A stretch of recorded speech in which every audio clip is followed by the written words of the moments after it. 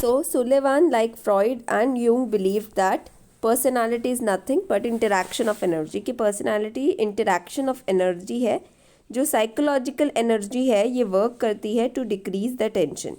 ये जो psychological energy है वो work करती है towards decreasing the tension. Tension एक state of disequilibrium या discomfort का जो state है उसको कम करने में ये psychological energy काम करती है. ठीक है. Sullivan talks about 2 types of tension. 2 तरह की टेंशन्स की बात की है सुलेवान ने. एक है नीड, दूसरी है एंग्जाइटी. नीड होती है an action which is worked to overcome the needs which mostly are physiological in nature. तो नीड्स क्या है बेसिकली? नीड को पूरा करने के लिए आप कोई एक्शन लेते हो टू ओवरकम दोज नीड्स, और ये नीड्स ज़्यादातर फिजियोलॉजिकल है नेचर में. Now need for tenderness is the most primary need of a baby. तो टेंडरनेस की नीड जो है एक प्राइमरी नीड जैसे बच्चे में होती है. नीड एक एक्शन है which is worked to overcome the an action is taken to overcome those needs जो फिजियोलॉजिकल नेचर की होती हैं. हमेशा हम मोटिवेटेड होते हैं कोई एक्शन लेने के लिए so as to overcome this physiological needs, right. Need for tenderness सबसे प्राइमरी एक नीड होती है जो बच्चे में प्रेजेंट होती है. नाउ टेंडरनेस फ्रॉम मदर और the primary care giver is very important for the baby's development.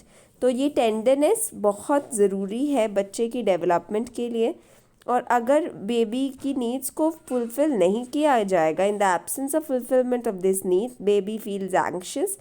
And anxiety एक टाइप ऑफ साइकोलॉजिकल टेंशन है. एंग्जाइटी क्या है? एक साइकोलॉजिकल टेंशन है which causes the individual to feel discomfort. Anxiety psychological tension है जिसके द्वारा इंडिविजुअल डिस्कम्फर्ट फील करता है. Anxiety of mother is transferable to the baby. Mother की एंग्जाइटी बच्चे में ट्रांसफ़र होती. अब लेवल्स ऑफ कोग्निशन क्या दिए हैं सुलेवान ने? सबसे पहला है प्रोटोटैक्सिक. प्रोटोटैक्सिक का मतलब क्या है? द एक्सपीरियंसेस और the emotions that are feel but cannot be expressed in words or cannot be articulated and shared with the people around us. So हम feel कर सकते हैं. प्रोटोटैक्सिक वो होते हैं, वो expressions, वो emotions होते हैं जो हम feel सब कर सकते हैं. ठीक है.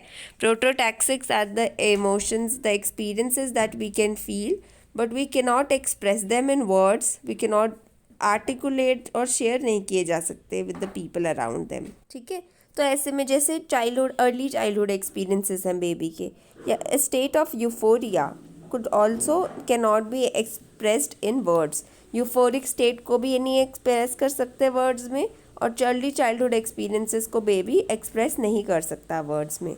पैराटैक्सिक होता है the transition state between the prototaxic and the सिंटैक्सिक.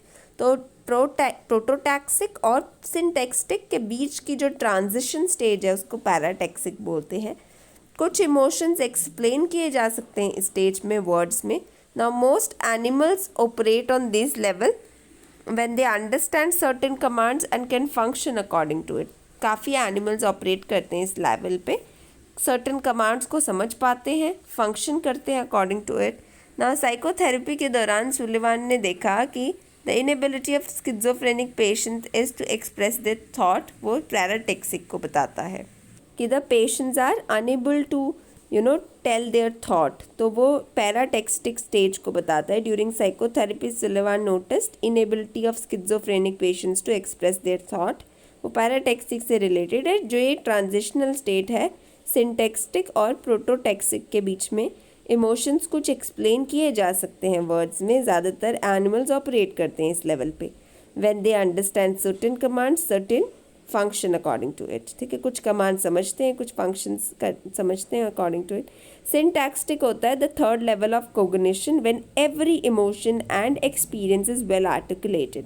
Syntactic मतलब हर थर्ड लेवल है ये कोग्निशन का, जहाँ पर हर एक इमोशन, हर एक एक्सपीरियंस को वेल आर्टिकुलेट किया जा सकता है, वर्ड्स में लिखा जा सकता है, बताया जा सकता है. It can be shared with others which in turn is understood by them. हम दूसरों के साथ इसे शेयर भी कर सकते हैं और अंडरस्टैंड भी कर सकते हैं. Suppose a teacher giving lectures and students able to understand it lecture. तो तो इस लेवल पे हर इमोशन को एक्सपीरियंस किया जा सकता है, आर्टिकुलेट किया जा सकता है, वर्ड्स में लिख सकते हैं आप. It can be shared to others which in turn is understood by them. A teacher giving lecture and the students being understanding it, तो वो सिंटेक्स्टिक है. So for Sullivan interpersonal theory काफ़ी इंपॉर्टेंट है, as he believes the relation we maintain with others shape who we are in a society. Sullivan के according interpersonal relations बहुत important होते हैं, क्योंकि उनका मानना था कि इंटरपर्सनल रिलेशंस जो हम मेंटेन करते हैं दूसरों के साथ, वो शेप करते हैं कि हम कैसे हैं, who we are in a society.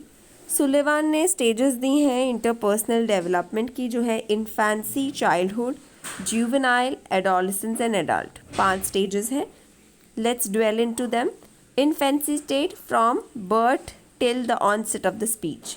Infancy stage होती है जो बर्थ से लेकर ऑनसेट ऑफ स्पीच तक चलती है. अब बच्चा यहाँ पर सारा कुछ ऑब्जर्व करता है अपने सराउंडिंग्स को. He is her earlier relations with the mother shapes his personality. बच्चे की पर्सनालिटी यहाँ पर शेप होती है उसके पेरेंट्स के रिलेशंस के साथ. So personifications with Sullivan. Now good mother. Good mother, if the child is able to attach himself with the mother, like, and is able to subdue his hunger, so he will form a notion of good mother and develops healthy.